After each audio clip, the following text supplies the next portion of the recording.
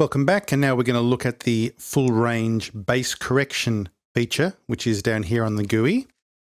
Now in some ways this is difficult to explain because it's a tricky one. It overlaps a little bit with what we were talking about with the operation of the flat control up here.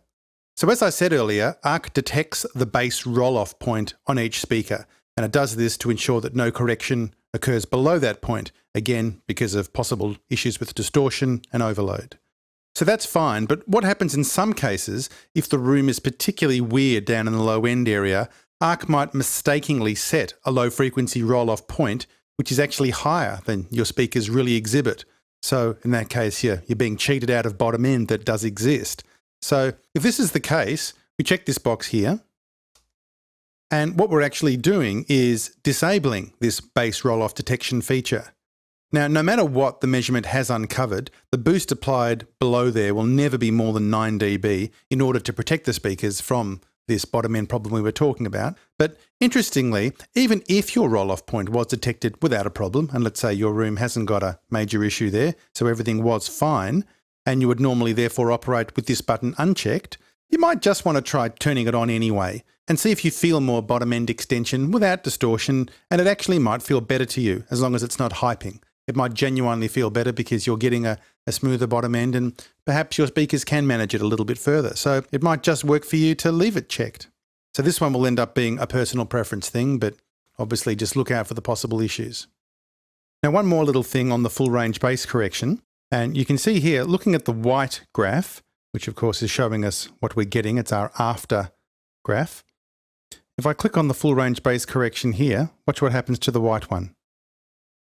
See, now it's lifting up. Before it was sort of linked to the orange one, so the bottom end response was being left alone below that cutoff point, so back there, literally on top of the orange one. But when I click it here, it's showing you that it's going to maintain a flatter bass response right down to quite a low level before it completely rolls off in line with that one. Now, it's not exactly the same on every speaker. So for instance, if I go to the NS10, which rolls off naturally a lot higher, obviously, being a smaller speaker. So we'll do that.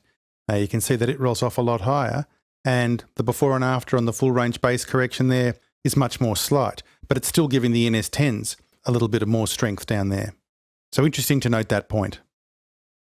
Okay, so next up on our little tour here of the graphic interface is the metering section. Now I've got a little track here which I'll play from my friend Graham Goble, formerly of Little River Band, on one of his most recent solo albums, and he's kindly let me use it for our tutorial here. So I'll play this through now. Now keep in mind what you hear is going to be a bit weird because you are hearing the correction placed for these speakers following this after line here, the white line, which of course is doing things great in my room, but not necessarily helping you in your headphones or in your room as you listen to this. So this is kind of the quandary we have when trying to discuss ARC in a tutorial setting, is that any improvements I show you are not going to be improvements at your end, they're just improvements at my end. But having said that, I'll hit play now and ignore any oddities that happen to occur in your room. Okay, so as you can see here, this is a standard peak metering type setup that you would normally see. But these meters can be switched between pre and post. Pre being the original sound you've got, and post being the metering after the ARC process has taken place. So let's just wait till the drums kick in here and we'll get some level up.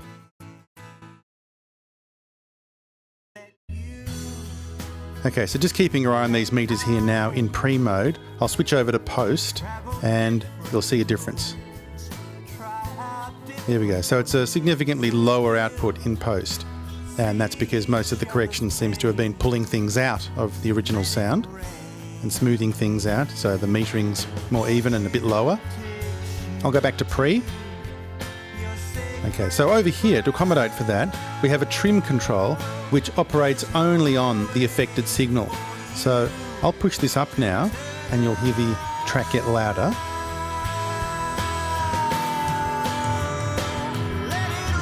And actually before I do that, we'll compare the before and after in volume sense. So I've just reset that back to 0 by, in this case, hitting the Control key on the Mac. It'll be the Windows key on the PC, so I've just Control clicked on that.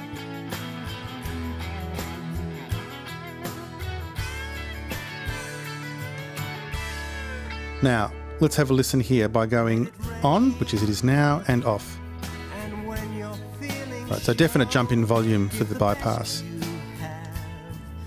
Okay, so let's crank up the on. I'll just jump the track back here.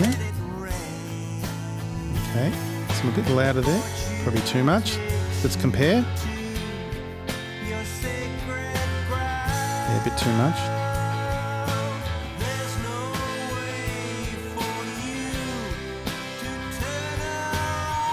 Okay, that's pretty close. Now, we only do this for comparison purposes. We don't want to leave it that way. If we're happy with our correction, we're really advised to reset that back to 0 so as not to overload the output stage of the ARC plugin, especially if the incoming track is a little hot.